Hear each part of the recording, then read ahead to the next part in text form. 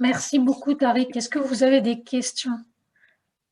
Ah, il y a Alexandre qui se demandait si tu pouvais réexpliquer le momentum.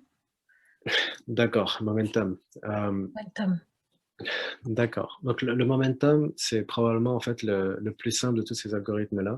C'est en fait l'idée du momentum, c'est de considérer que en fait c'est véritablement comme une balle qui roule sur une balle qui roule sur une pente en fait. Parce que le stochastic gradient descent, on va montrer un exemple, on va calculer la dérivée, on va se dire ok, on va bouger d'un pas dans ce sens-là. Le momentum, ce que le momentum ajoute, c'est dire on va continuer à faire un pas dans ce sens-là, mais en fait 90% du mouvement, en général c'est 90 qui est utilisé, que l'on va faire, en fait, ça va être le mouvement, ça va être le gradient précédent. Donc ça veut dire que si je m'en allais par là, eh ben, je continue à m'en aller dans la même direction. Mais je peux changer un petit peu. J'ai un petit 10% de virage, en fait. Mais je continue d'aller dans la même direction. C'est ça ce que c'est le momentum. C'est exactement comme être, comme, comme si on courait. C'est exactement comme quelqu'un qui court en descendant une pente, en fait. Et on n'a pas beaucoup de choix de direction. On peut tourner un petit peu, on ne peut pas faire des changements brusques comme on ferait avec Stochastic Gradient Descent. Et, euh, et c'est ça, en fait. C'est vraiment ça le momentum. Puis est-ce que c'est relié par exemple, à la taille des lots qu'on va utiliser, comme dans le gradient stochastique? On a besoin de lots plus petits, on n'a pas besoin de Hmm. lots aussi grands, ou comment ça influence ça, les tailles de lots? Par l'eau, tu veux dire mini batch. Ouais, les mini-batchs, tout ça. Ouais. Euh, c'est la taille des mini batch, en fait, c'est vraiment important. C'est vraiment intéressant comme question parce que euh, évidemment, plus ta batch est petite et plus tu es stochastique. Ça veut dire que plus les mouvements que tu vas faire vont être entre guillemets aléatoires. Parce que si tu prends si tu prends par exemple l'exemple extrême où là tu montes tous les exemples d'un coup, là c'est juste gradient descent, c'est plus stochastic gradient descent. À ce moment-là, tout le problème change. D'ailleurs, il change tellement qu'il devient convexe, c'est-à-dire qu'il y a une solution, il y a une seule bonne solution. Mais quand tu utilises du stochastic gradient descent, plus tu montres peu d'exemples et plus tu vas avoir tendance à trouver et plus le réseau en fait va avoir tendance à trouver des solutions, on va dire, originales. Euh, et qui peuvent être beaucoup mieux que la solution moyenne en fait du, du gradient descent.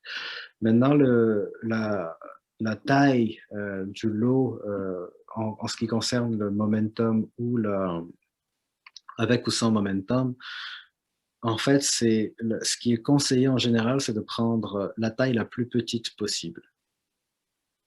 Euh, parce que c'est ce qui semble en général donner les meilleurs résultats, mais évidemment, ça prend beaucoup plus de temps à entraîner, fait que les gens ne prennent pas forcément la taille la plus petite possible.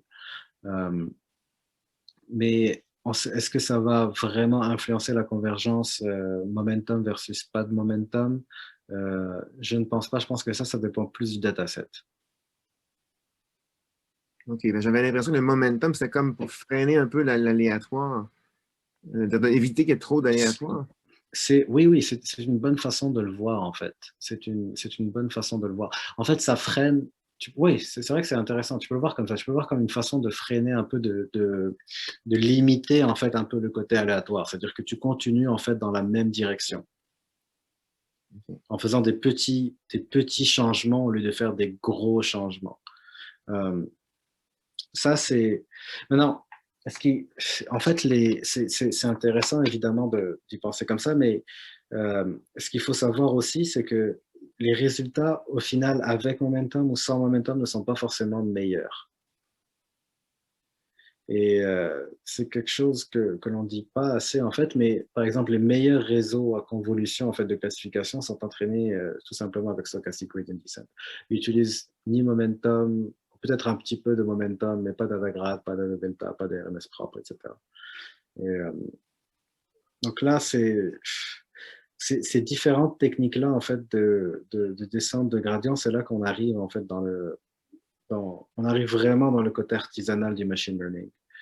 Et c'est pour ça que c'est un peu, c'est la partie un peu la moins intéressante peut-être, ou la moins agréable de parler, parce qu'il n'y a pas vraiment de méthode qui est vraiment meilleure que les autres de façon, après les avoir quasiment toutes utilisées. Il n'y en a pas une qui est vraiment meilleure que l'autre. La meilleure méthode, c'est probablement celle que tu maîtrises le mieux. Et, et c'est ça qui est un peu étrange, c'est que, c'est que ça demande, c'est que chacune a ses propres trucs, demande un certain temps de pratique.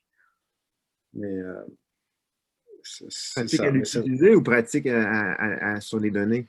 la pratique à l'utiliser. Okay. La pratique à l'utiliser. Je sais que j'utilise. Bah, après, si pour entraîner des GAN, en général, j'utilise ADA. Euh, pour, euh, pour des trucs de classification, en général, j'utilise. En fait, ce que je fais en général quand j'entraîne un truc de classification, c'est en essayer plusieurs. J'utilise en général, j'essaye Adam, Ada Delta, euh, non, pardon, Adagrad, Adam, Adagrad, au moins Adam, Adagrad et Stochastic Gradient Descent avec Momentum ou pas. Et en général, j'ai jamais eu de cas où j'ai trouvé en fait des résultats qui étaient vraiment, vraiment meilleurs avec Adam, par exemple, qu'avec Stochastic Gradient Descent. Mais avec Stochastic Gradient Descent, ça prend beaucoup plus de temps pour trouver le bon learning rate. Parce qu'une autre façon, en fait, de voir ces méthodes-là, c'est de, en fait, je ne vais pas rentrer dans les détails de comment elles sont faites, mais c'est que, par exemple, tout ce qui est ADA-grad, ADA-delta, tout ce qui est un ADA, même RMS propre, mais il n'y a pas ADA devant, c'est des méthodes adaptatives ce qu'elles vont faire, en fait, c'est updater, ajuster, en fait, le learning rate au fur et à mesure de l'apprentissage pour chacun des poids indépendamment. Mm-hmm. Donc, c'est ça qu'elles font. Adam rajoute du momentum en plus. Ouais. Donc, ça fait en sorte que tu n'as pas besoin d'optimiser le learning rate à la main et ça se fait un peu tout seul pour chacun des paramètres. Merci. Alexandre, est-ce que tu veux poser à Karik ta question sur TensorFlow? Non, c'était en général. Moi, je travaille sur TensorFlow, mais en fait, Keras aussi, là, je pense que je connaissais pas vraiment la distinction entre les deux avant aujourd'hui, là, mais j'essaie de trouver, de démêler avec ça, là, les couches et puis tout ça, là, c'est quand même assez complexe. Oui, c'est assez complexe.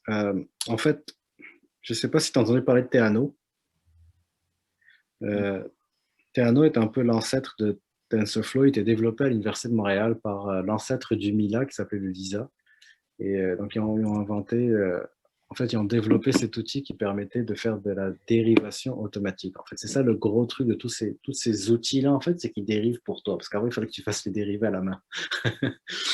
Donc, ils ont inventé la dérivation automatique. Le TensorFlow, c'est en fait un quasi-clone de Theano où quand tu écris du code, tu l'écris de façon symbolique. C'est-à-dire que tu décris en fait ton réseau, mais il n'y a pas d'entrée, il n'y a pas de sortie. Tu l'écris de façon symbolique. Et une fois que tu as fini de l'écrire de façon symbolique, ce réseau est compilé soit en code, soit en C, soit en CUDA pour les GPU. Ça veut dire que les bugs que tu obtiens ne sont pas en fait, quand ça va bugger, ça va pas forcément te donner la bonne ligne dans ton code Python. Et ça en fait des outils qui sont vraiment, vraiment difficiles à débugger. Donc ça, c'était le gros problème derrière Theano. Et ça n'a pas vraiment été réglé par TensorFlow, mais ils sont arrivés avec Keras, qui en fait avait été développé pour Theano à la base, et une couche par-dessus. Fait que Keras arrive, en fait, avec Keras, tu peux dire je veux une couche de convolution, je veux un transformer, je veux ceci, et je veux les connecter de cette façon-là. C'est ce que je fais, oui. Ouais. Donc, ça, en fait, c'est en fait, Google s'est rendu compte que TensorFlow était tellement peu user-friendly que maintenant, quand on voit sur le site de TensorFlow, il donne des exemples de Keras. Oui, c'est ça. C'est pour ça que j'avais fait la distinction. Oui. Mais c'est ça, fait que si tu utilises Keras, c'est très bien. C'est juste le ma recommandation était contre le TensorFlow Barebone. Parce que là, ça prend vraiment, vraiment beaucoup de temps pour arriver à le maîtriser. Et c'est pas nécessaire. Keras est largement suffisant, en fait. OK, mais c'est ce que je fais, là, mais c'est pas évident, toutes les questions de nom, puis toutes choses. Il y a beaucoup d'initialisation, là, Mhm. les self-definition, je sais pas trop comment on dit ça, là, mais en tout cas, les générations au début là, des objets, là, puis OK. qu'il faut comprendre, qu'il faut générer ces objets un peu, là, quand même. Là, mais... Oui, oui. Alors, honnêtement, j'ai pas utilisé Keras, ça fait plusieurs années. Je travaille. La dernière fois que j'ai utilisé Keras, c'était vraiment des anciennes versions. Parce que je travaille exclusivement sur PyTorch. Euh, parce que je trouve que PyTorch est en fait plus. Keras est très bien. Par exemple, pour implémenter un réseau qui a déjà été fait ou quelque chose comme ça, Keras est très très bien. Mais quand il s'agit de faire des expériences plus poussées, vraiment d'inventer des choses un peu bizarres, PyTorch est beaucoup plus flexible. Parce que PyTorch te permet carrément d'écrire en Python. Et tu n'as pas besoin, en fait, d'avoir cette